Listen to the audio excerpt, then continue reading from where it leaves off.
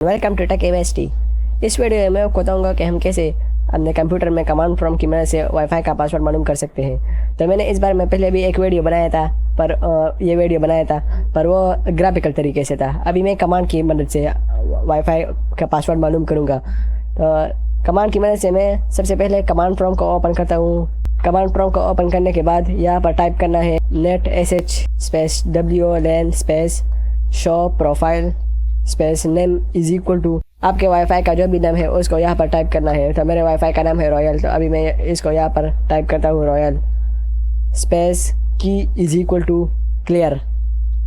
तो आपके पास अभी वाईफाई का पासवर्ड आ जाएगा। तो ये देखो यहाँ पर सिक्योरिटी से करें, इसके बाद की कंटेंट के सामने यहाँ पर लिखा है ये मेरा पासवर्ड है, ये मेरा वाईफाई का पासवर्ड है। तो देखो कितनी आसान तरीके से मैंने अपने वाईफाई का पासवर्ड मालूम कर लिया।